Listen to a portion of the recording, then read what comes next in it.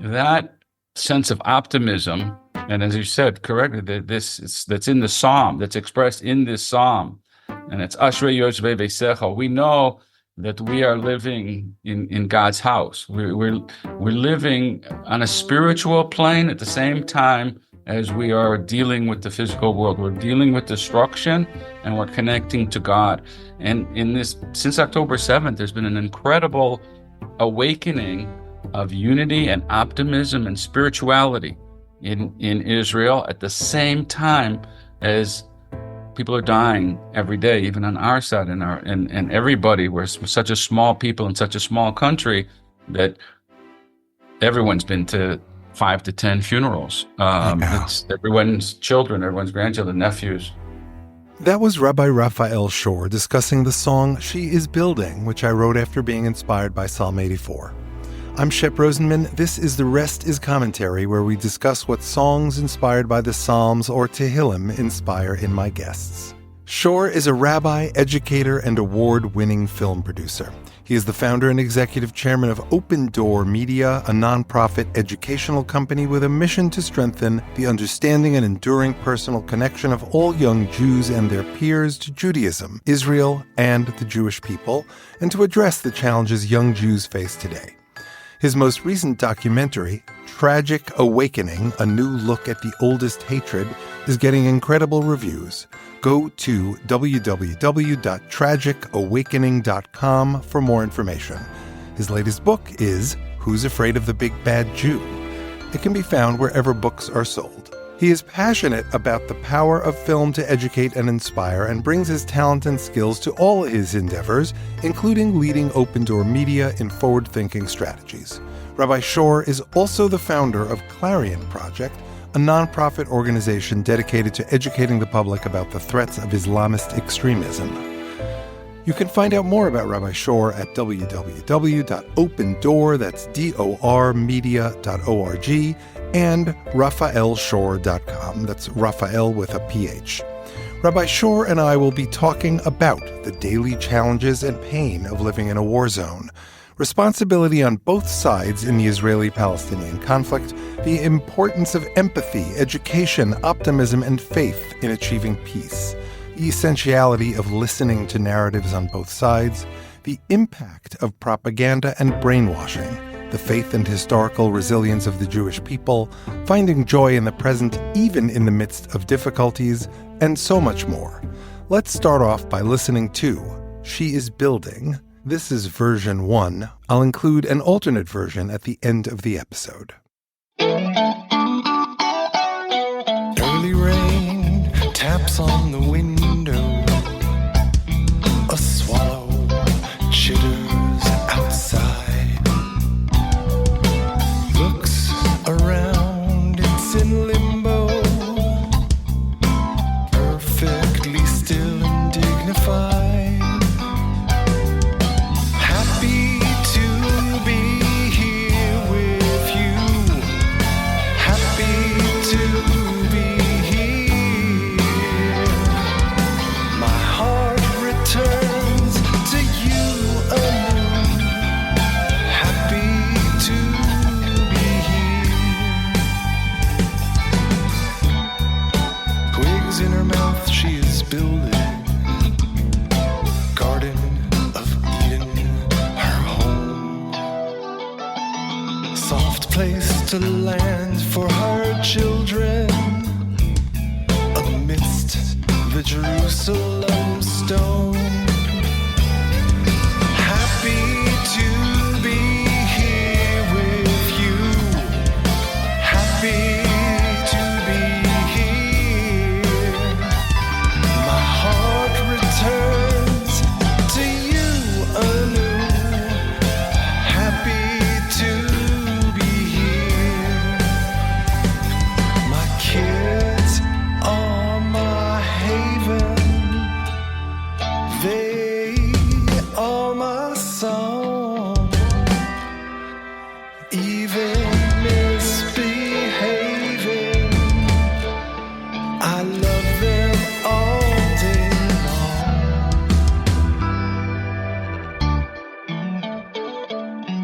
long.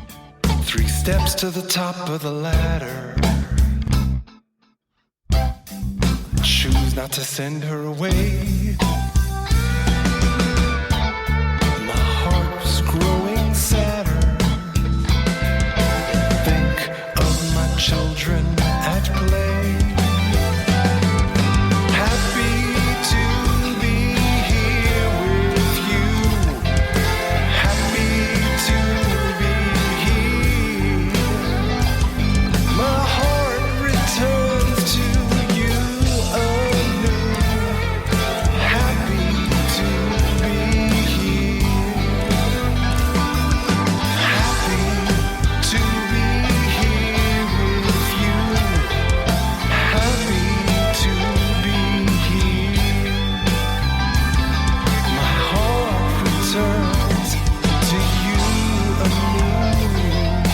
Happy to be here. So first of all, thank you for being here. I really appreciate you joining me, especially given that it's the end of your day already.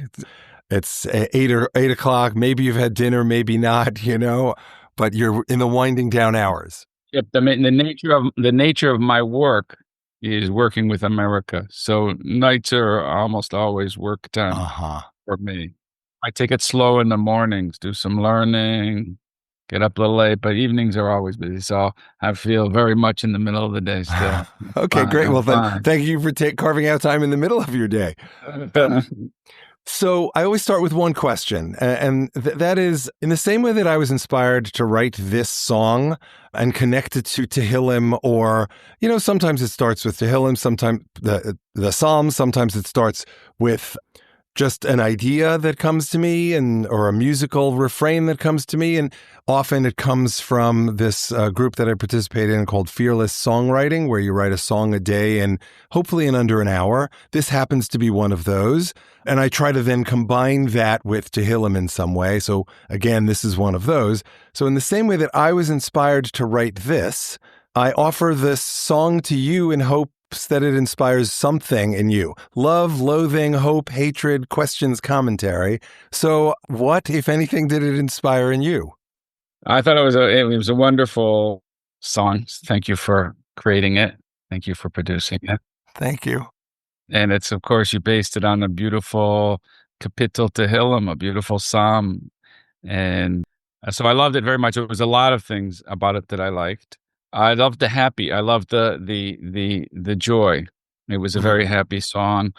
And the verse in the Psalms is B'chabenu kaninu b'tziporim. So it means in the dissolution, in the destruction, the bird is finding, the sparrow is finding her home, her nest.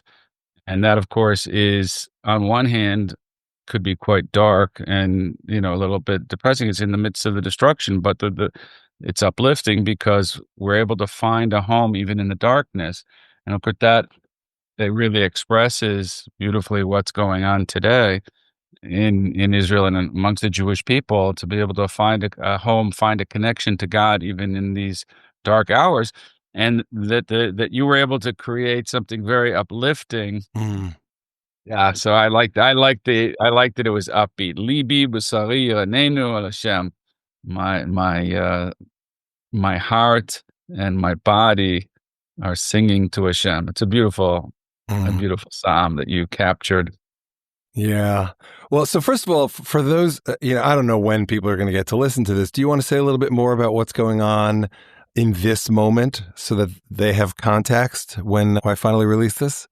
Yes. I'm living in Jerusalem, in the heart of Jerusalem, and we're in the middle of a painful war, and there's a lot of pain on all sides. There's a lot of pain and destruction and hate and violence.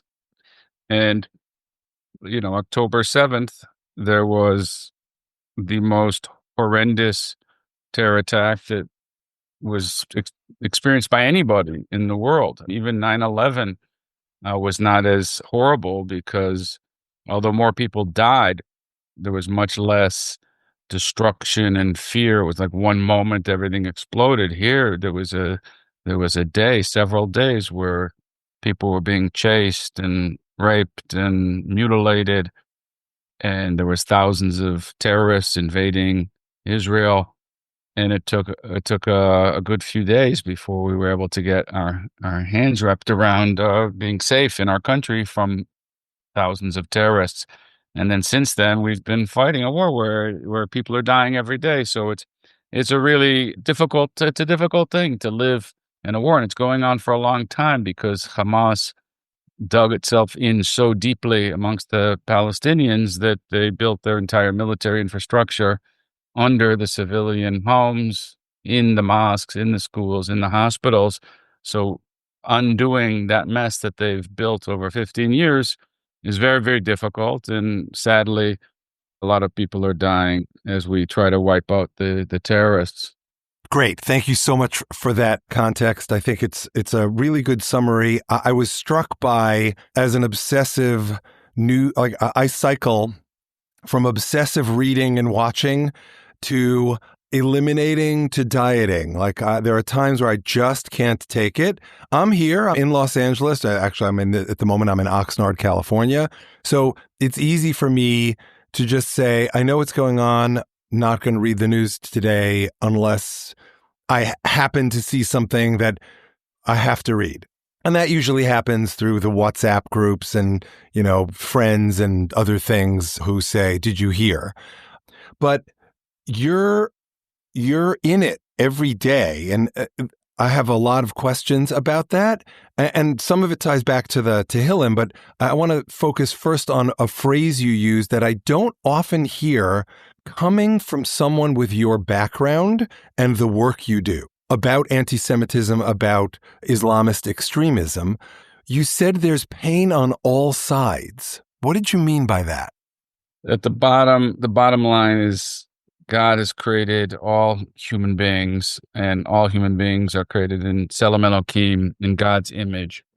And while I believe, and I'll explain in a moment, that the Palestinians as a society bear a lot of responsibility for the fact that this genocidal terror group is running their country, and therefore they're experiencing a lot of pain right now. At the same time, they're human beings, and it's horrible that they had to face this kind of society, and they were brainwashed from the time they were young to hate Jews, to hate America, and therefore they are about it. So that's pain before we even get to a war. The pain of Palestinians growing up in a dictatorship, in a society without freedom of speech, without legal rights, legal recourse, in a system where the radical Islamist agenda is forced upon them, the religious observance. And so even before we get to a war, it's a pretty miserable existence. And look, they're brainwashed. I'm going to go back to the responsibility. So I'm not coming from the perspective, to clarify, I feel empathy for the suffering of all human beings. At the same time, I'm not coming from the perspective that I think that all of Palestinian society is innocent except for the Hamas warriors. First of all, they elected Hamas. The Palestinian people elected Hamas in the one democratic election they had before they elected Hamas, so they don't have democracy anymore, but they chose Hamas, a majority. And even after October 7th, the polls, first of all, they celebrated October 7th. They passed out candy. They celebrated. Thousands of them joined in the terror attack. They were very proud. And the polls of the Palestinians, both in the West Bank and in Gaza, showed huge support and pride for what Hamas had done. And so I don't view it as this is an innocent society. I view that people are responsible in the same way that Germans were responsible for the Nazi government, even though it would have been difficult for them to remove the Nazi government. But overall, the German people were very happy with the Nazis as long as they were winning. And people ultimately bear responsibility for the people governing them, even if it's a difficult situation to remove. So I feel the pain.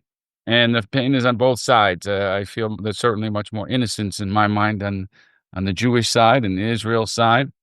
We offered them a state. We gave them In 2005, the entire Gaza Strip, we cleared out 15,000 Jews and people who were living there in peace and harmony. We gave them the economic means to make it. They could have made it a Riviera. They have beautiful beaches. They could have built industry. They could have held out their hand. We could have had a tremendous, beautiful, peaceful existence. And instead, they elected Hamas. And then they proceeded to continue brainwashing for hate and making an entire generation bloodthirsty in the Hamas genocidal agenda. And so it's a tragedy on every single level Yeah. of human perspective. Yeah. I want to take it one step farther and connect this to the Tehillim. So you're articulating a both and, right? You're right. Because many of the people that I speak to on either side of the argument can't empathize with the suffering of the other. So, family members of mine, they don't care that there's death to Palestinians and that there's homelessness and, loss of location, loss of safety, that there's injury. They just don't care because all they see is they started this, they're the enemy, end of story. The consequences don't really matter. And similarly, as I've shared with you in a different song I shared with you, when you encounter people who are only seeing the Palestinian side of the argument, all they see is the Palestinian side of the argument. They don't care about the history. They don't care that Hamas started this particular sequence of events on October 7th and that there was a ceasefire on October 6th. Like, it's irrelevant to them. Yet here you are, someone who's been doing work against extremists for many, many years, and also simultaneously showing the beauty of Israel and of Judaism. So on some level, you've become I don't know if you would self-describe this, but you're at neither side of, even though you have a strong perspective that's on one side of the argument, you end up being a centrist simply by acknowledging the pain of the other. And I think that's also what's going on in this particular Tehillim. It reminds me of the Midrash. I forget, it's Rabbi Akiva and somebody else. They come upon the ruins of the temple, and whoever else it was is weeping over the fact that they see a fox going through the ruins of the temple, how low we've come. And Rabbi Akiva is laughing because it's bringing him joy that a prophecy of the temple being rebuilt based on foxes being in the area will come. And I think that Midrash holds the duality, as does this Tehillim, which talks about, well, as you said, this bird being in the context of this destroyed arena. How do you respond to this potential labeling as someone who is a centrist simply by understanding both sides of the argument? It's been a long time since I've been called a centrist, so I'm enjoying it. Some people in my organization will be very happy to hear that. The fact is, though, that I believe that you are correct. And I think it's a product of my Torah education, and I strive to it. It's a difficult level to reach, but I strive to live on the neshama level wherever possible and the soul level. And when you're dealing with the soul level, you can feel compassion for pain on any side.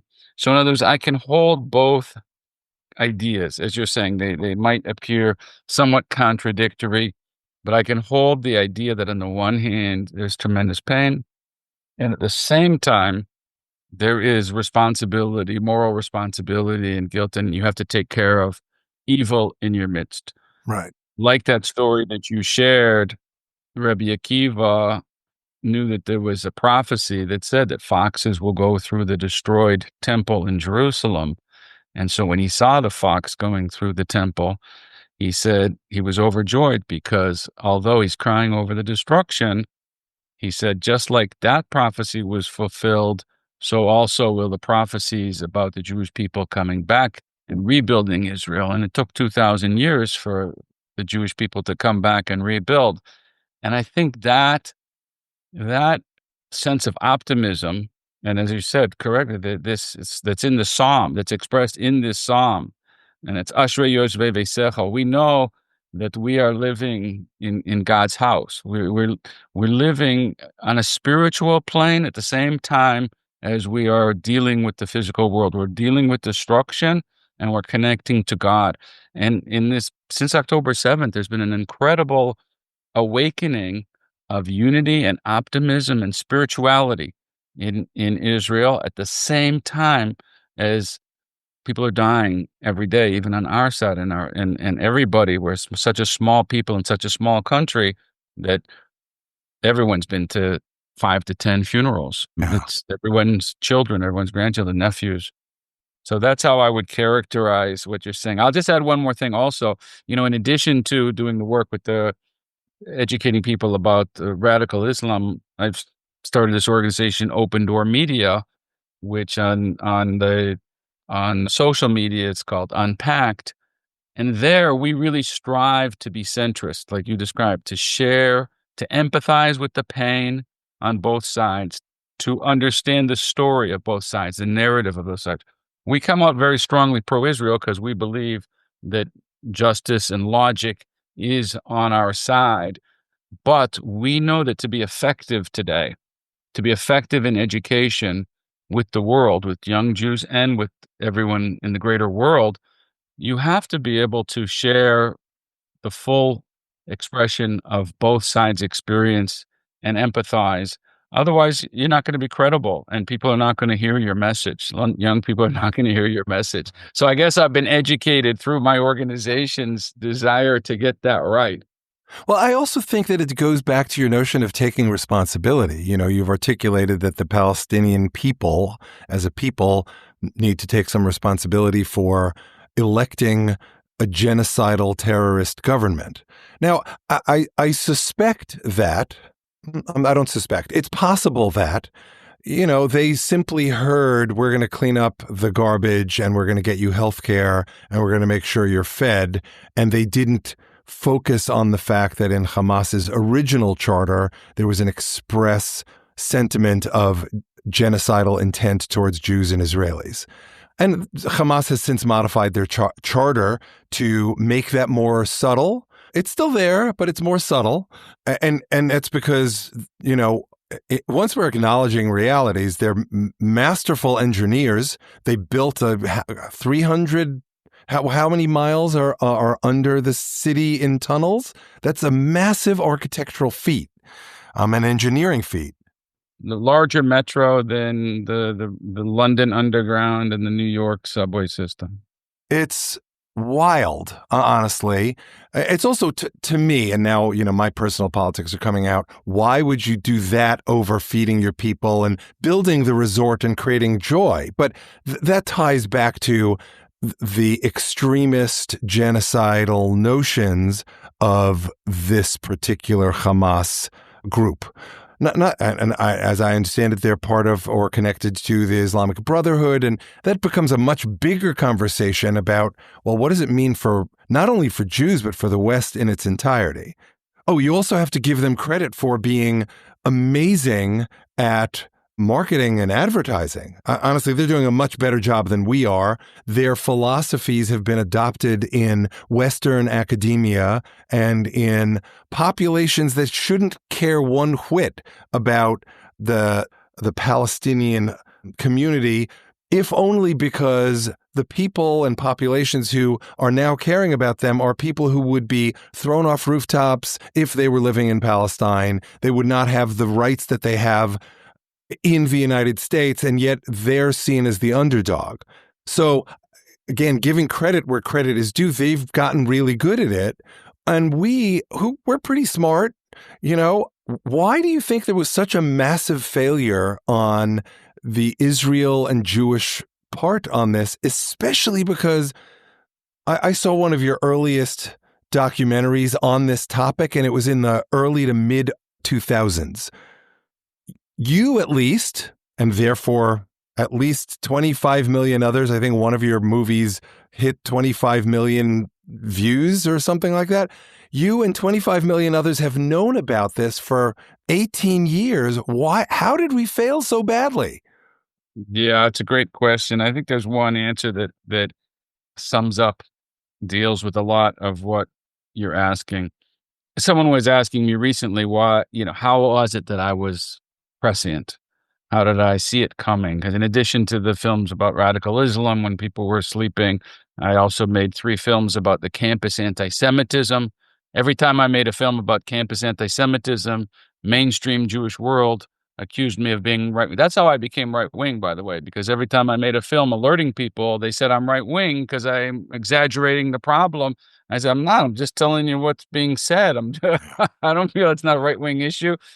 But I would make one of those films called Crossing the Line 1, Crossing the Line 2, and about how the Intifada came to campus and the new face of anti-Semitism, how anti-Zionism was crossing the line to anti-Semitism. I'd make these films. The Jewish world establishment would say I'm exaggerating the problem overall. And 6 months later, I had to make a new film because everyone understood it was as I described, but the fact was that it was actually much worse. So I had to make a new film because it was much worse. Mm-hmm. And we were trying to keep up. So the answer to your question is very simple. I wasn't prescient. I wasn't a genius. I'm not a prophet. I was just listening. I was just simply listening. They were saying it. My first film that I made was showing Arafat for the two-faced terrorist that he was, while the Israeli leadership was peddling Arafat as the new peacemaker, while he was receiving a Nobel Prize. The world was feting him, and everyone was believing and wanted to believe. And that's the key. Everyone wanted to believe that they had Right. changed their stripes and that they wanted peace and they were like us. And they weren't. They were speaking in one tongue in English and another tongue in Arabic to their own people, and they were saying it clear, hey folks, this is just a strategy. We're still determined to wipe out the Jewish people. We're still genocidal. And I mean the PA as well as Hamas. And then they also obfuscated PLO also obfuscated their charter to pretend that they're changed, but they didn't really. And so the fundamental mistake was not respecting the Palestinians and the Arab world enough to believe what they said, and instead disrespecting them and putting our own values and our own ideas on their mentality. And they have different values. It's the Middle East, as Moshe Aaron said once when I heard him speak, the Middle East is not the Middle West. We want to think that everybody's like us. Like you said in the beginning of your question, Shep, you said you don't understand, why did they build tunnels instead of doing something for their people and taking care of their people? Well, because they have different values. That's the answer. They have different values. They're not Western people who are working with the same set of values. So now we can either delude ourselves or we can face reality. And that's why October 7th happened. That's why we messed up with the Oslo process. That's why most of the world is still messing up, because we want to believe they're just like us. Right. So let me ask you a question, and this comes from a place of curiosity. We, both of us, have been using the collective they as if all Palestinians have the same views. And in the same breath, I know, for example, at our shul this Shabbat, we're having standing together come and talk to us. And a few weeks ago, I heard a very inspiring talk by, I forget who the rabbi was. I think it might have been Hanan Schlesinger, and Abu Awad, I think is his name, from Roots. So these are examples of people who don't seem, on both sides, who don't seem to fit the model of this being a binary, Jews or Palestinians. Would you ever sit down with people from those communities or organizations, A, and B, do you think that they fit these individuals and organizations fit the they that we've been talking about? Are they exceptions, or is there enough meat on the bone there? I apologize to the vegetarians among us, to actually start building something with people like that and perhaps create change from within? First of all, of course, to answer your first question, I would sit down with anybody, and especially well-meaning, good-hearted Palestinians who would like to see peace. And I believe there are some. I believe that there's not many. Mm-hmm. And I believe one of the reasons there's not many is because they've been brainwashed. so effectively over the course of the last 35 years. And when I say brainwashed, I mean every mechanism of the society since 1993 has been used to inculcate violence and terror and hatred of Jews and to delegitimize the Jewish presence in Israel, to erase the history of Jews in Israel. And so they're all convinced that Israel stole their land. Israel was never here. The Jewish people were never here. We're violent. We're horrible. We're going to come out and murder them all. And this, when I say all the vehicles of the state, in other words, the education system, the teachers, and that's why they elect Hamas and that's why they cheer these things. So the great majority, unfortunately, whether they support Hamas or whether they support the Palestinian Authority, the great majority are unfortunately not looking for peace. Whereas in our society, in the Jewish society, if we could really believe that there would be peace and there is a partner for peace on the other side, you would have 80 to 90% of Israelis support giving back the entire West Bank and half of Jerusalem tomorrow in order to make peace. We gave back the Gaza Strip without any promise for making peace. So it's a very different thing. And the second point that I think is very important to make, you asked, is this something that we can build on, these relationships that we can build on to maybe make a better future? And the answer is no. The answer is no, and I'll explain it. On the one hand, I completely support these kind of initiatives, and the more we can build bridges and talk and relate to each other, I'm all for it. It's good. These are all good initiatives. On the other hand, imagine yourself in Nazi Germany and you have 1% of the society that's, pro-peace and wants to have peace with the British. Are they going to change Adolf Hitler and the Nazi regime? No, it's a dictatorship. In a dictatorship, it doesn't work like a democracy. So these people, and especially in a ruthless, genocidal, violent dictatorship that is governed by a radical Islamic perspective, it doesn't matter if a very small, tiny percentage are peace-loving people. They are irrelevant. They are completely irrelevant. In Israel, such a group would be not relevant, would be yes relevant, because it's a democracy. So maybe maybe they'll get 10 seats in next year's parliament, and then they'll have a lot of influence. But in a dictatorship, if they start to get any influence, they'll just be killed. Is there a solution, or is this intractable? Because the solution is to ensure that the Palestinian society is educated with the values of loving humanity, recognizing the other, learning true history instead of false history, learning to love people instead of hate people. And if the countries of the world, especially in the West, that have been pouring money into the Palestinian society for the last 30 years, the entire existence, would just insist that the education system be changed, and that the incitement that happens on every level of society, from education to the mosques, to the politicians, to the hero worship of terrorists, to the pay for slay, if we just insist that all the incitement and all the education would go away, and the world can insist on that very quickly by stopping to fund them unless they've satisfied these criteria. If they would do that, then all we need to do, you wanted the solution, that doesn't create the solution, that creates the basis for a solution. Then you have to wait a generation. Educate the entire generation, because right now you have an entire generation that wants to kill us, and in order for that to be reversed, there's a generation worth of damage that needs to be cleaned up. That's the solution. And the problem, so there is a clear solution. The problem is people don't want to go in that direction, and they're not insisting on it.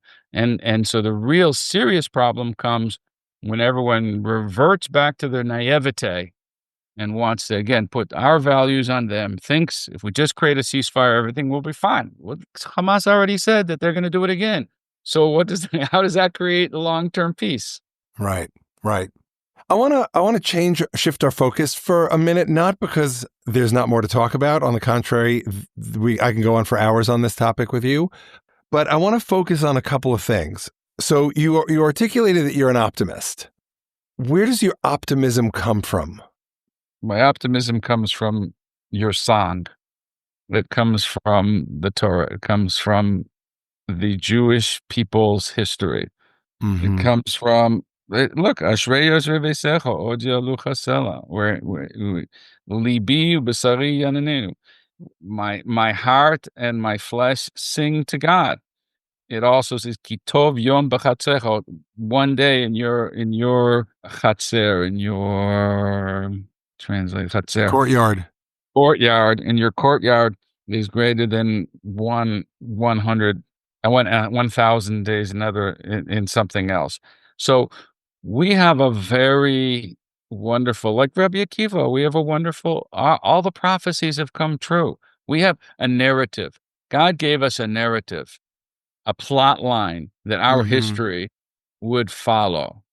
It was all laid out 3,300 years ago. And here we are towards the end, according to our tradition. We're heading towards the end. The end is the prophecy of Jewish people being gathered in from the four corners of the earth of the exile after 2,000 years of persecution. It's unbelievable. And the land that was desolate and empty, which it was not a Palestinian state before. It was desolate and empty, even though there was many Arabs and Jews living here. And it's gone green again, just like the prophecy said. So, like Rabbi Akiva, I'm reading the prophecies. It's like, this is going to work out great. It's painful. It's a painful journey, but I know where this is going. And, Right. People might die in the process, and even fighting evil brings light into the world, and we're making the world a better place. Even not only because we're the startup nation and the sustainable nation, but because we're fighting evil. We're doing a favor for the rest of the world too. So the Jewish people are filled with resilience and hope and optimism because we have a narrative that has been fulfilled. And so we see. So that's why I gain tremendous strength and happiness, like your song expresses, because even in our current situation, "Becharbeinu kanenu zbo tziporim," Mm-hmm. in Right. desolation, we still have our home. I'm living here in the old city of Jerusalem. It's unbelievable. 2,000 years of Jews were praying to come back, and here I am in a beautiful place filled with vibrancy and love, even as the war goes on. Right.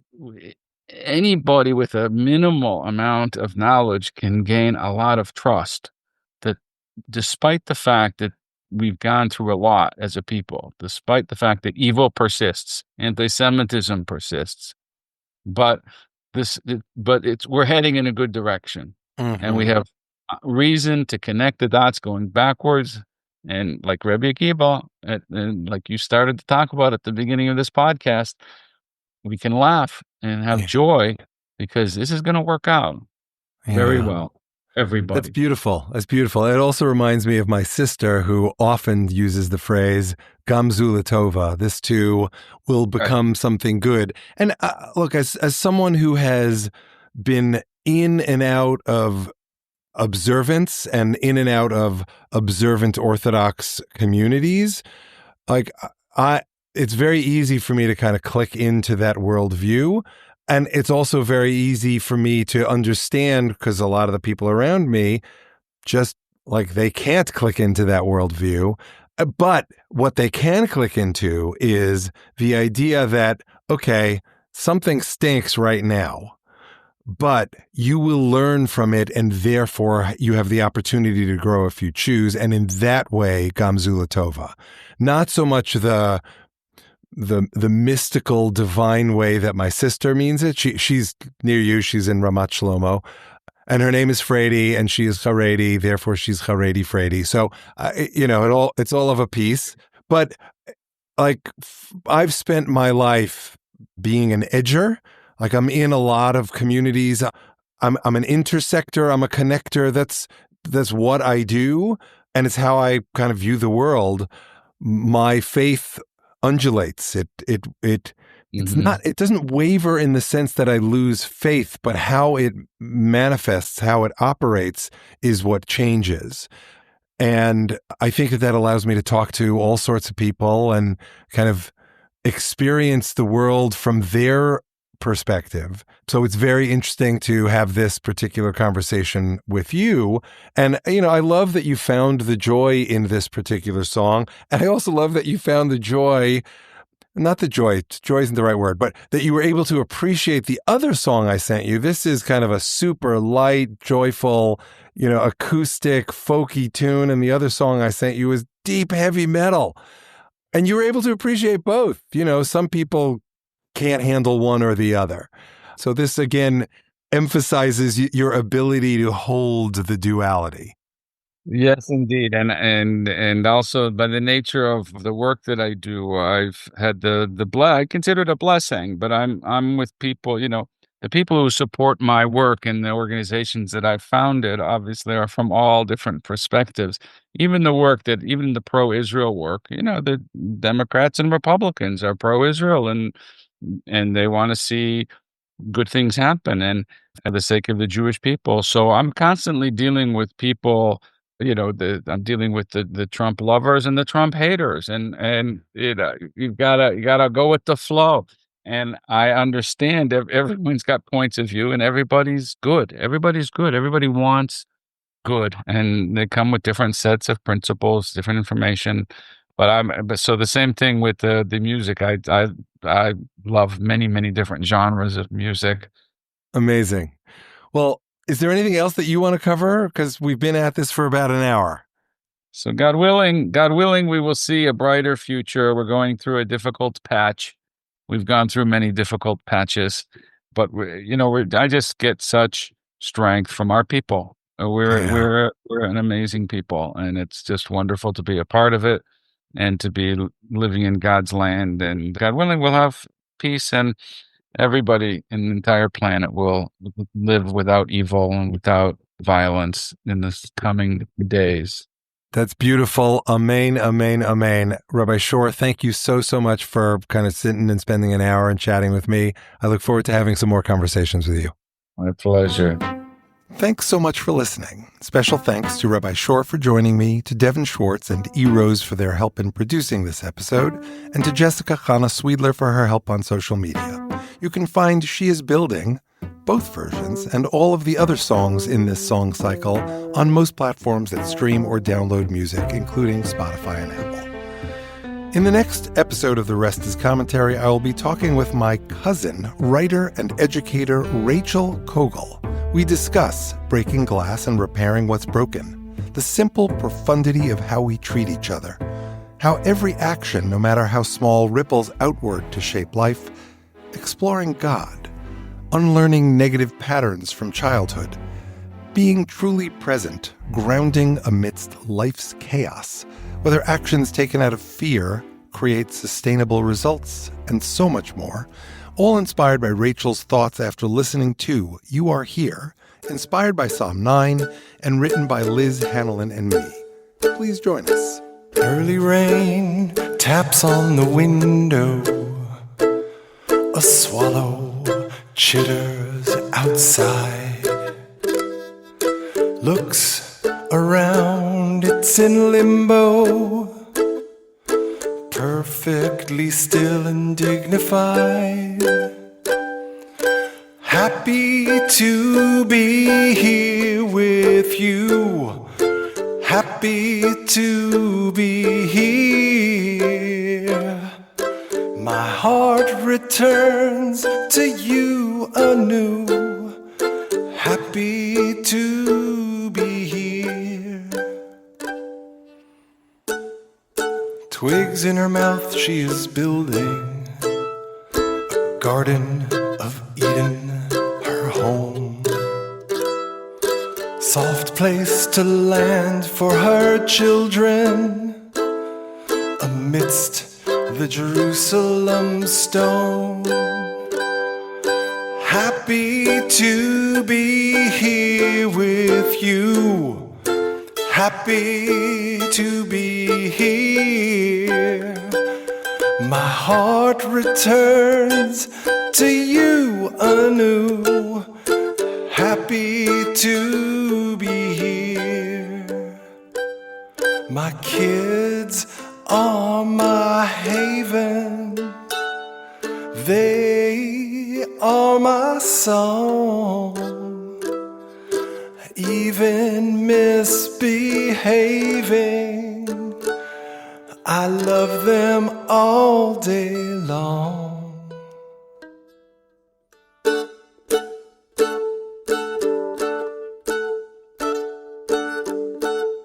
3 steps to the top of the ladder. I choose not to send her away. My heart's growing sadder. I think of my children at play. Happy to be here with you. Happy to be here.